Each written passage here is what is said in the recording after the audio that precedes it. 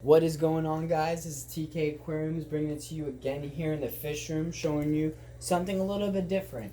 Uh, Wanted to try something a little different, which is going to be a species spotlight on a personal favorite fish of mine, and that is going to be the Bosemani rainbows, or Bosemans, or bicolors. I even have a couple juveniles here, as you can see. Oh, look at that! They're all right there. But yeah, so you might not see my face this video. You might, who knows? Depends on how I feel. But gonna tell you the requirements and all that other stuff, and you know where they're from, and yeah. So let's just jump right into that actually. But so these are a great beginner fish. If you guys are just getting into the hobby, you can always get these guys as juveniles, anywhere between a 3/4 of an inch to 2 inch range. The ones that I have that are juveniles are about an inch and a half. Then the adults are anywhere between 4 inches to 5.5 inches. But these guys are an extremely peaceful fish, as that's what their temperament would be. So they're very peaceful. You can keep them with other community fish. They like a wide variety of foods as well. So they're omnivores. So they can eat anywhere between bloodworms, flakes, pellets, whole bunch of variety of different things. But their water parameters or conditions are going to be 72 to 77 degrees Fahrenheit, a KH of 9 to 19, and a pH of 7.0 to 8.0. So they could go for a little bit more of a heartier water, but they like that neutral zone. My tank itself is sitting at a 7.2 to 7.4. They grow to a size of 4 inches, like I said previously, but thing is one of mine is easily 5 to 6 inches, which is going to be the big boy that is going to be swimming to the right, all the way on the right by himself now. Now he just turned around. Yep, he's pushing it. He definitely is. He's pushing the envelope. But their origin, they're from Asia, so they're from Western New Guinea, in their tributaries in the lakes over there. Sorry if I butcher the heck out of these names, but it's called Ayamara, Haiyan, and Atingoin.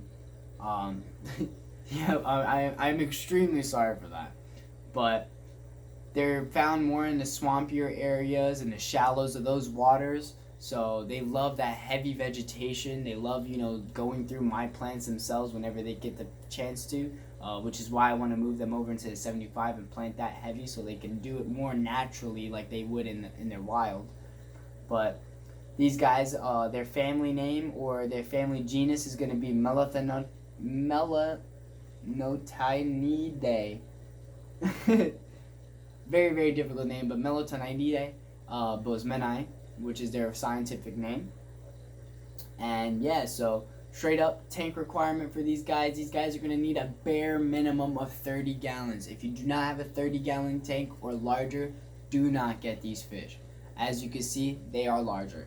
If you put these guys in a 20-gallon, they're not going to thrive as much as you think they would. Their colors won't show. They won't be as present as you might think. When they're juveniles, don't push it. I recommend 30 and up. Personally, for myself, 55 gallons and higher is what they'll go in.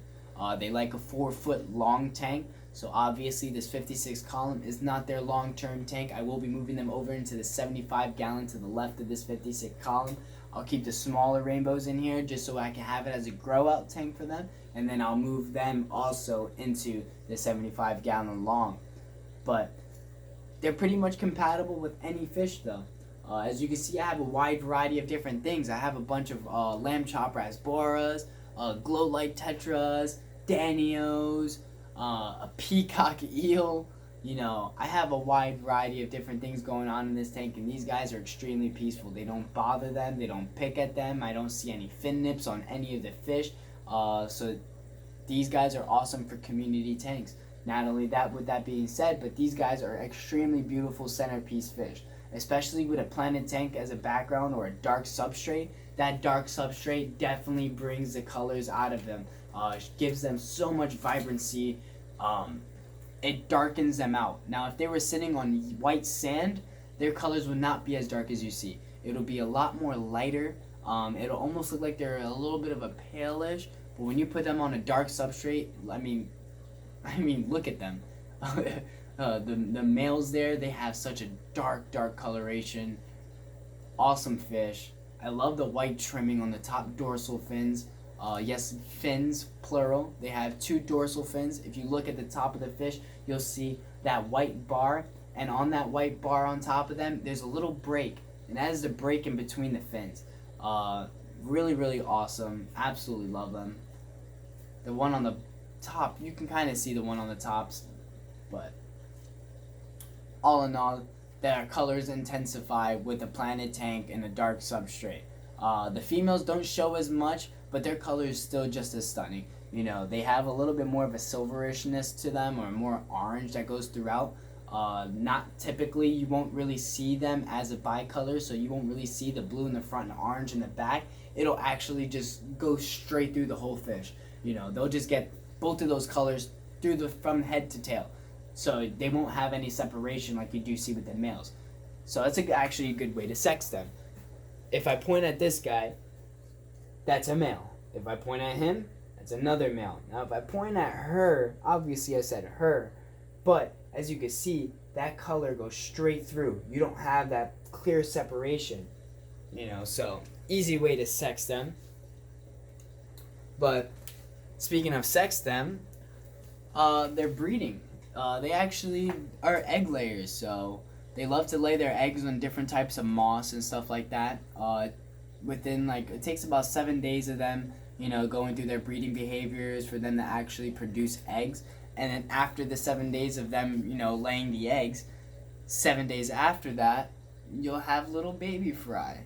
Now those baby fry like to eat live food. So, you know, anything very, very, very small, like baby brine or anything like that, you know, you can have crustaceans cultivating inside of your tank. If you don't have any crustaceans, you can actually purchase that. You can do your own. There's a lot of millions of ways to feed them. There's even like fry food and different things like that. But within those 7 days, they hatch.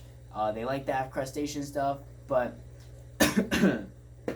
from birth to death, their lifespan is about 7 years. They say 5 years, but these guys are 7 years old, so I'd say anywhere between 5 to 8 years.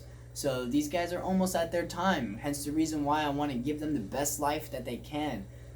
The gentleman who owned these fish previously, as you can see, kept really good care of them, but I've had them for the past couple of weeks now, maybe almost a month and a half, 2 months, and they've just been one of those fish that I've absolutely fell in love with. I've had the juveniles for at least almost like 4 or 5, maybe 6 months now, but the larger ones, you know, it just shows me the potential of what I have. It shows me what I can grow them out to be, and I am gonna get there with them. All the rainbows in this tank will eventually be at the size of those Bozemanais, if not a little bit bigger. But they can live 8 years or more in a well-maintained aquarium like mine. Not to be cocky or anything like that, but you know, it's a heavily planted tank. I always check my water parameters all the time. I'll actually do a video in the future to actually show you guys how to check the water quality and water parameters. But all in all, let me actually do what I said I was going to do. I'm going to feed them. A food that I use is a New Life Spectrum Thera A plus A. I'm going to move the light back. The reason why I had it up forward like that is just so they can see. But as soon as I lift this lid, the little guys like to come forward first. This is a pellet-based food. Very, very highly nutritional for them. I mean, nowadays I got to give credit to all food companies for the fish hobby because they are absolutely awesome and phenomenal. They know what they're doing. I can't, you know, judge any food that's bad because I use a wide variety myself. Now, I do like to throw these pellets in here. I'm only throwing like a couple at a time, so don't think that I'm overfeeding or anything like that. But it just gets them fired up. I mean, look at that. Gotta close this lid. I just saw the one come up over here. The female, actually, she came up over here, almost looked like she wanted to jump out. We do not want that.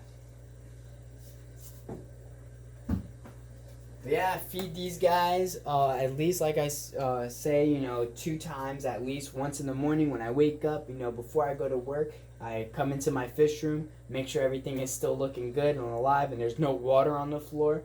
And then I give them a little feeding, and then when I come home from work from time to time, not all the time when I come home, sometimes I just like watching them for a while, but I'll give them a little bit of flakes, And then at night, as you can see now, I'll throw some pellets in there for them. So you'll get a little bit of bloodworm in the morning, a little bit of flake in the afternoon, and a little bit of pellets at night.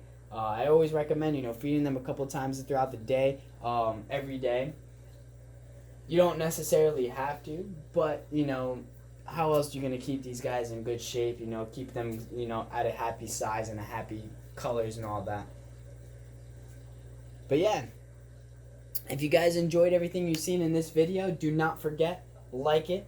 If you have anything to say, any suggestions or any ideas, or if you just like it in general, comment down below what you think of this tank and what you think of, something different, doing a species spotlight. You want to see a species spotlight on any other fish in here that you know of, or you could just be like, I want to know what those orange ones are, the ones with the red or orange stripes. Yeah, those are glow light tetras. Let me know if you want to know species spotlight on them too. I'll do that for you guys. But all in all, thank you guys for watching. Don't forget, subscribe and hit that bell icon so you guys are notified every single time that I post a new video. And yeah, look at the colors on them. Very happy with this. But all in all, thank you guys for watching. And don't forget, ski!